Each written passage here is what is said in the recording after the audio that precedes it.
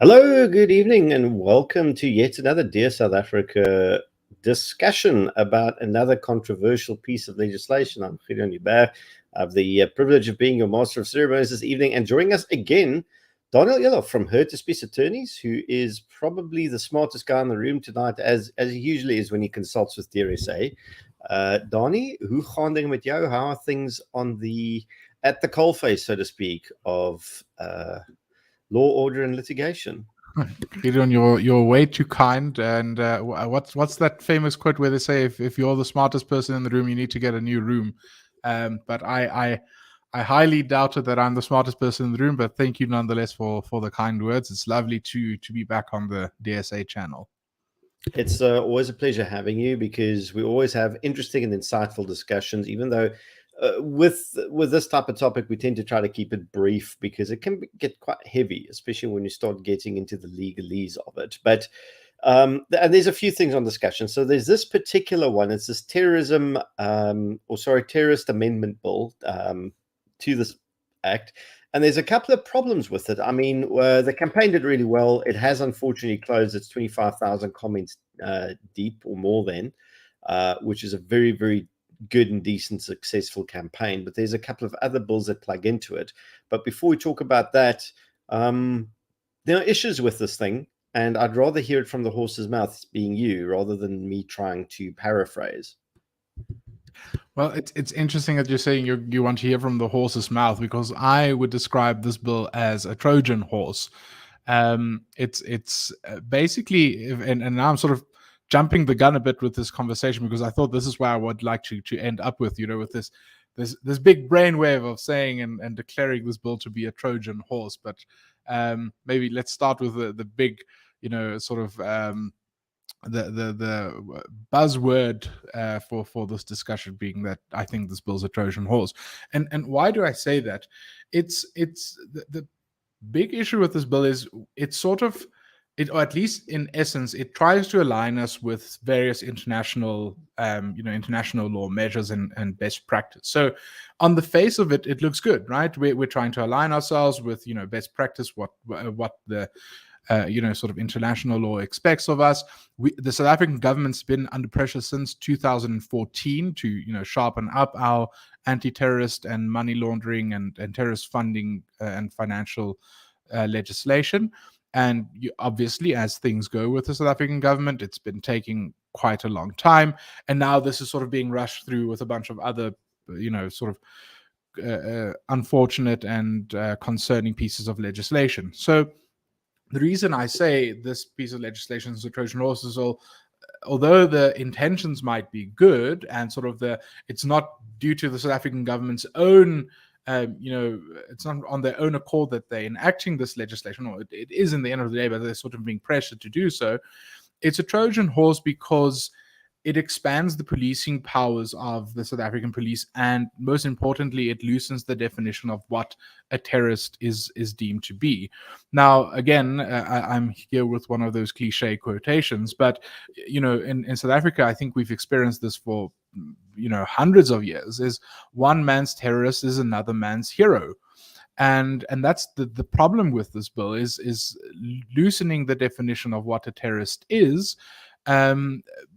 Sets a dangerous precedent. And I should perhaps point out and highlight that this is not a uniquely South African problem. I mean, it's not as if South Africa is being plagued by domestic terrorists, despite what the Department of Health would want you to believe. With public participation, they've said that Dear South Africa supporters are terrorists for not supporting health regulations. But I mean, it's not as if we've really been plagued, like, for example, Europe's been plagued by domestic terrorism, Ireland or the United States or the Middle East. We simply don't have the same issues. We have other, violent crimes and other concerns, but at least we don't have that, and we don't have, too many hurricanes bashing our shores. We do have floods these days, but be that as it may. So this piece of legislation loosens this definition, which is obviously concerning. And the problem is our government tends to misuse, or at least misinterpret, our legislation, and not in a positive way usually. So they don't really use it to build up South Africa, or grant South Africans more freedoms, more rights, more liberty. And that's sort of, in a nutshell, the main concern with this bill. So that's actually a very good one, in the sense that what's hidden in the text and in the intentions of this is it's not targeting ISIS and Cabo Delgado. It's not targeting a specific sort of identified clear definition of terrorism. In fact, what's considered to be terrorist activities is quite vague even in this bill, and it could make a simple act of just disagreeing with the government official publicly an act of terrorism. It requires an extraordinary and probably impossible level of policing of public opinion, and is, I would assume it's entirely unconstitutional. Though I'm not a lawyer, I wouldn't know, but I'd say the chances of it being an unconstitutional bill is fairly high, pertaining of what it does to freedom of speech, freedom of association, freedom of expression, all these great things. So it's a bad bill. We don't quite know what the original intentions behind it were, if it were malicious, or if this is just typically another low quality piece of legislative writing that's come out of some back office in the government, which these things seem to typically originate from. I mean, we've seen quite a number of badly written, badly put together, overly vague bills. I think that previous conversation we had, Donnie, was about another vaguely worded, poorly written bill where no one could quite determine,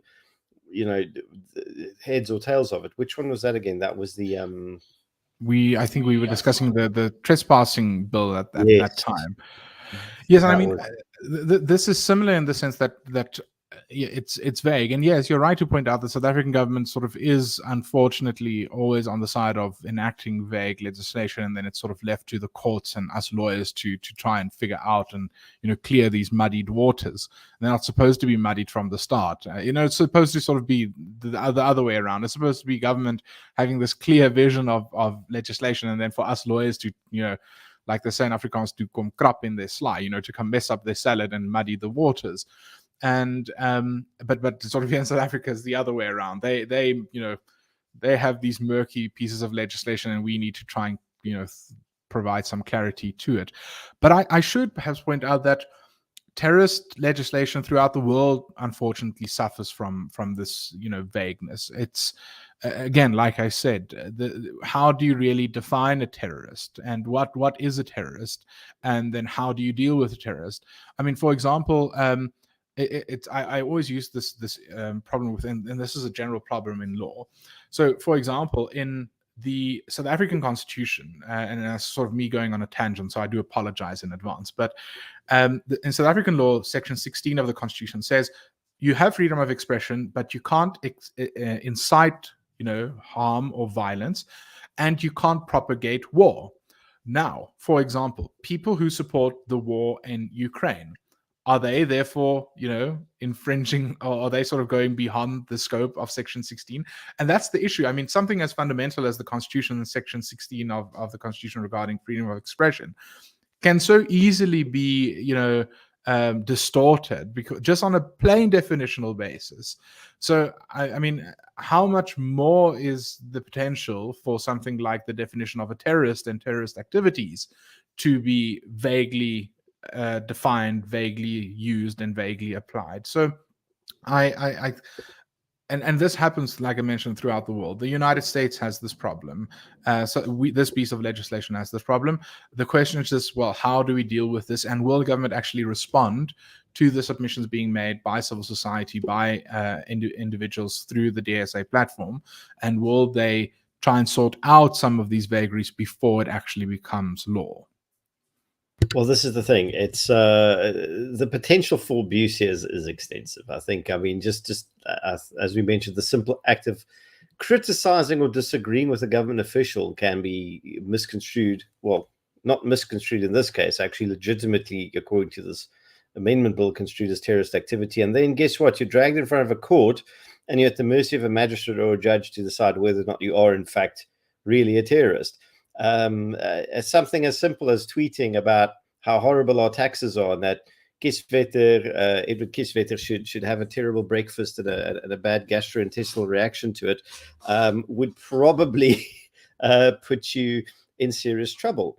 And it's not standing in isolation either, because at the moment there is a anti-money laundering and terrorism financing bill that's also open for comment. And I don't know if you've had a chance of looking at this thing. It closes on the 25th of October. And essentially, it's from the Standing Committee on Finance, and it invites the public to make written submissions on this General Laws, Anti-Money Laundering and Combating Terrorism Financing Amendment Bill, which amends several laws. I'm not going to read them all out to you, but in summary, it's this is an even more technical one that's even less clear as to exactly what its implications are. Yes, and I mean, it is, you're completely right. Context is important, because had this just happened in isolation, we would have had a different conversation. And it's not just these two bills, right? It's this against the backdrop of the Prevention of Hate Crimes bill. It's this against the backdrop of the expansion of FICA, the expansion of RICA. There's a lot sort of interplay and intersection between all of these things. And obviously, the thing is, this, what a state does is it tries to create, it regulates, right? It creates this web of rules and laws and regulations and everything. And this is similar to it. And at some point, it just gets too much. I mean, the point is, a lot of the things that is in this terrorism bill and in the anti-money laundering bill, right? It could be argued that there already exists sufficient protection for all those things, right?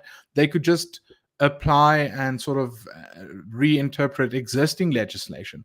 And this is one of the concerns I have with a lot of these common processes that we have is, we see this new bill, we get outraged because of its content, but then we don't realize, well, a lot of this already existed prior. They're just sort of incrementally changing.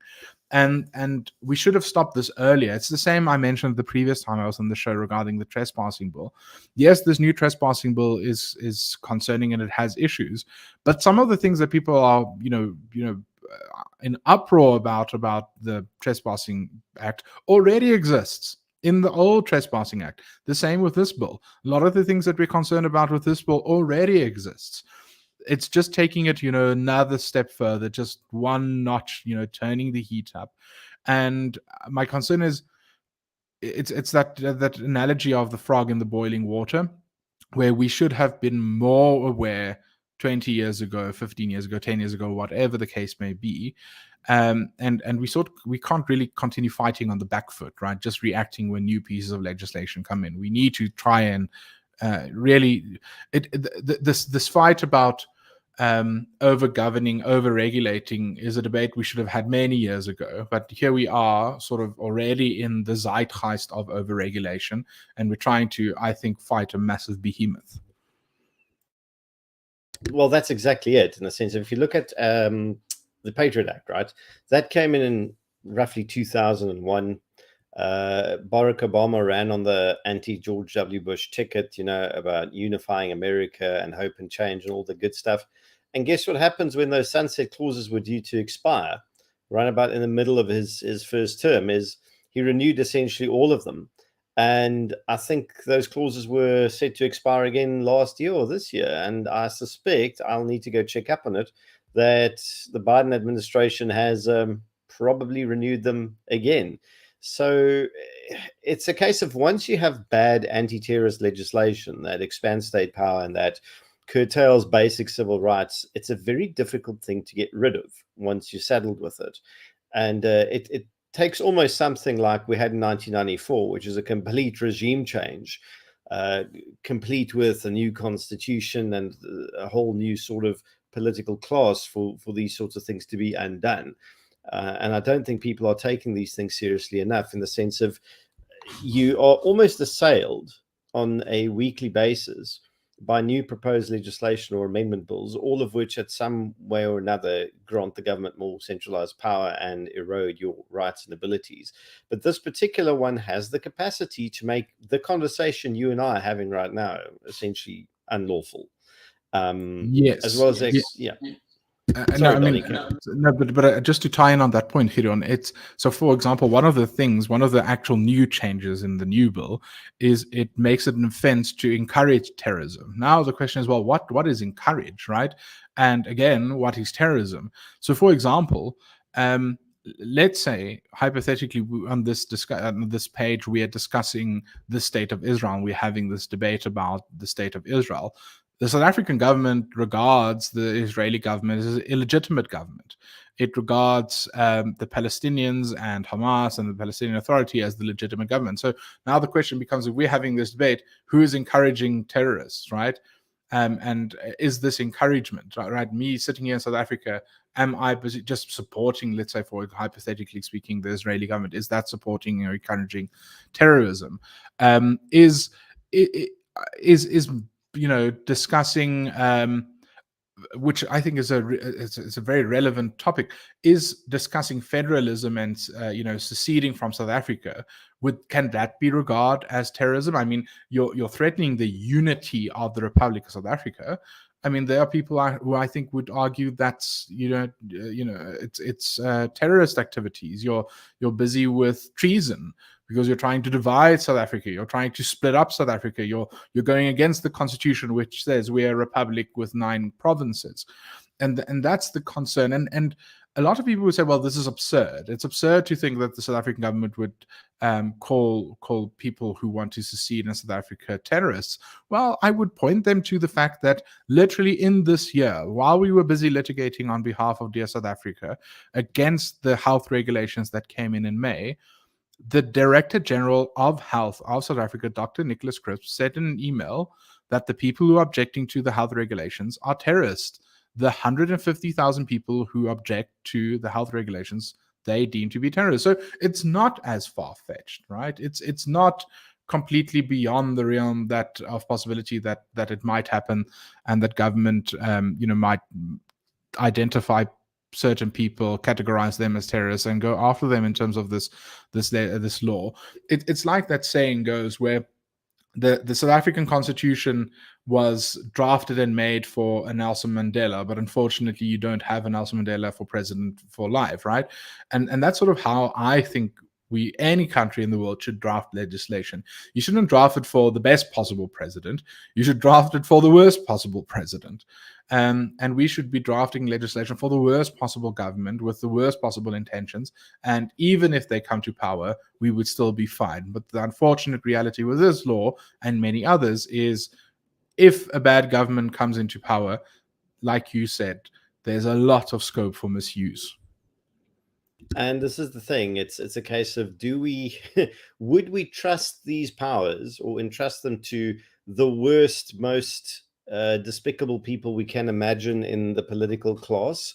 And if the answer to that question is no, then we probably should not be supporting a bill like this, or any of the additional ones that are now operating in the same sort of ambience and milieu.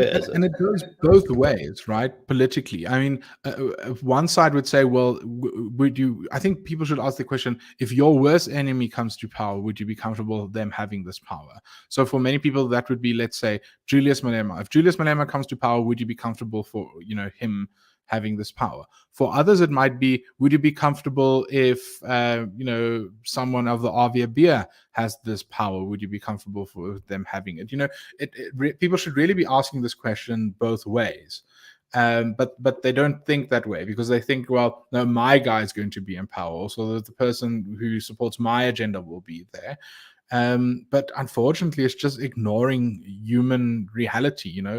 People aren't as good as we hope they are, and that's why we sort of need to put in these contingency plans and put in these safeguards and checks and balances to ensure that there can't be misuse and there isn't this vagueness. Well, exactly that, and it goes beyond just the vagueness as well. It also goes beyond like the inferred intent of this. And so we have this international threat of a grey listing that probably forms one of the so-called urgency motivators, if I can do that in inverted commas, as to why this thing is now being pushed so hard and fast as it is. The fact is still that that is not the only reason why we're sitting with this piece of legislation, and people actually need to read through the objections. And if you don't understand the legislation because it's vague, that means there's something wrong with it, because most of our laws should be written in plain English, capable for the average person on the street to interpret, and not just lawyers and other legal professionals. I think that's something that a lot of people lose sight of, is they think that, great, it's a piece of legislation, therefore it's not a biggie if I don't understand it. It's actually a massively important point that you should understand everything that governs your life.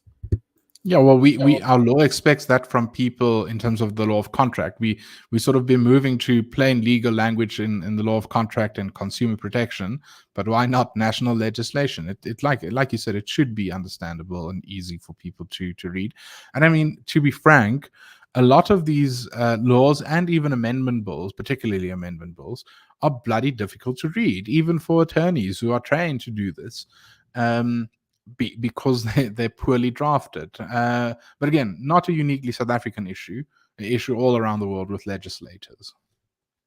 Yeah, that's unfortunately the case. And if we're looking at how similar legislation has been abused to silence government critics in Germany, for example, on all sorts of topics, if this thing can be abused in a so-called industrialized nation state that like Germany, then it definitely can be in a failed gangster state like South Africa, which is my controversial hot take for the evening, because I believe a group of Zama-Zamas invaded a school in Ermelo and held its children and teachers hostage in order to try and secure the release of a whole bunch of their compatriots.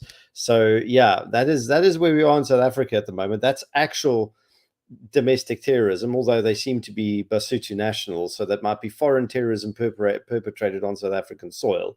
That's an example of real terrorism.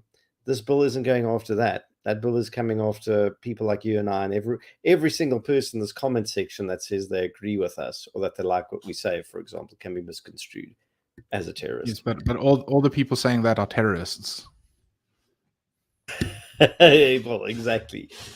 So I think this is a short one this evening. I'm not going to keep you excessively, because I just wanted us to dive into this issue, just unpack a little bit more for people so they have context pertaining the other bill that I need you all to comment on, and that bill is the anti-money laundering and terrorism financing bill. Go read through that. Go see if you can make a heads or tail of it. And if you can't make heads or tail of it in 5 minutes, it's probably something that you're not going to like. But either way, make up your mind and decide if you agree or disagree with it. And please participate, because it's a thing I keep saying. The biggest danger we have is not tyrannical governments that are trying to push legislation like this down on us. It's apathetic citizens that don't take active ownership of their own democracy. But what I've got to say is not important. Dani, I think words of wisdom from your side. Floor's open before we sign off on this one. Well, I always tend to end these conversations with the same sort of cry for help. It's just for people to participate. Use DearSA's platform, support the organizations fighting for your rights, and take part. Right? It's like you said, we live in a democracy, at least for now, to paraphrase Julius Malema, and we're within the system, and we need to partake in the system as far as we can. So comment on these bills, support the organizations, voice your opinion, and provide your objection, because the point is, it works, right? Not always, not in every single instance, but we've seen enough times where it's been successful. The Firearm Control Amendment is one such example. It's been paused, right? It's really, people have pushed for it, pushed against it. The ministerial handbook recently, absolutely withdrawn just because of public outrage. So, rage, right? Do become mad and let the government know that you don't support what they're doing. I really like this idea of the balance of forces, because to me, it's how humans work, right? It's like how a child is. You push boundaries, you test the waters, you try and see how far you can go with something. And government, unfortunately, is like a child in that sense. They try and push and probe and see what will the people of South Africa allow, what will they not object to. That's why I think the COVID lockdown was so concerning to me, just to see how many millions of South Africans were just completely accepting what government was telling them. That was a good test for government to see how far they can push certain things. But even in those really trying times, we pushed back against the tobacco ban, which was absurd. We pushed back against alcohol. We pushed back against a bunch of things, and the lockdown was at least the sort of the one outlier of that cliche quote. I'm all about the cliche quotes tonight. I think it's Milton Friedman who said there's nothing as permanent as a temporary government program. Well, at least with lockdown, it really was temporary, and we did manage to ensure that it didn't become permanent. And we should remember government wanted it to become permanent. The health regulations were aimed to be permanent, but through successful public pressure, we got that one to get put back on ice at least. Well, that's exactly it. And that's why I want to just tell the audience quickly. It's thanks to every single person that put their weight and their voice behind the numerous campaigns out there in order to bring lockdown to an end, including what some people might say is impotently commenting on social media, actually made a difference, because that stuff is, listen, our journalist class is not particularly proactive. They copy and paste social media stuff onto main articles. So you really do get a voice by just commenting on social media. It's that public pressure was overwhelming. They could not stand against 300,000 comments. I think in total that they were against this thing. The lawsuits that were funded. This is why when people say to me, okay, but if you become a subscriber to DearSA, what do you support? You say, well, you support your voice being heard. You assist us in propagating it out there and making a big difference to this sort of nonsense. So, yeah, we actually have a one question I think we must just quickly address, Donnie, before you go. The outcome of the medical health bill, that thing has disappeared a little bit. I haven't heard a peep of it. With the medical health bill, I assume we mean the health regulations, which were published we sort of had this strange situation where they enacted one set of regulations, got a new one, which was then open for public comment until August. But yeah, that has largely disappeared. We're still busy. We have an active court case that's pending against government regarding the initial health regulations. But again, like I mentioned previously, this is an excellent example of public pressure that worked. Them receiving 300,000 objections from South Africans saying they don't agree with the health regulations. It can come back at some point. I mean, the Minister of Health can just issue the regulations, say he considered all of the submissions and enact these regulations, but I highly doubt it. Again, oftentimes we're not necessarily playing to completely kill a bill or kill regulations. It's oftentimes we just play for time, because now it's October 2022 and COVID's sort of a thing of the past. People really don't care. Most people don't care. The people who didn't care at the start still don't care. And I highly doubt that government will bring back those health regulations, which were quite patently draconian. So yeah, no, I don't suspect them to come back anytime soon. Well, that's the thing. So that's a living example of what people's direct intervention through making their voices heard made a difference, as well as the people that helped us fund these various efforts. So thank you to all of you heroes out there that have helped us drive this thing, and also continue making a difference against overreaching amendments and proposals like these two terrorism bills. Well, the one you can't comment on anymore, but the other one is still open until the 25th of October. So get out there, get your voices heard, speak to your friends and family, your communities, get the word out that these things do exist, and that pushback against them should happen, because without you folks doing the heavy lifting and the hard work, we would all be in a lot more trouble than we currently are. Goodness knows we might look at the same regulatory landscape as New Zealand or Australia, God forbid, which, I mean, we're kind of already there. We're just not capable of actually enforcing our laws. So it's rather a practical problem more than a legislative one. Donnie, thank you for joining us this evening, for taking a dive into this. Really appreciate it. Your expertise always. Always a pleasure chatting to fellow terrorists. Excellent. And on that bombshell, ladies and gents and others, have a wonderful evening. See you again soon. We've got quite a few other elements to unpack. We'll get to those next week. Stay safe. See you shortly.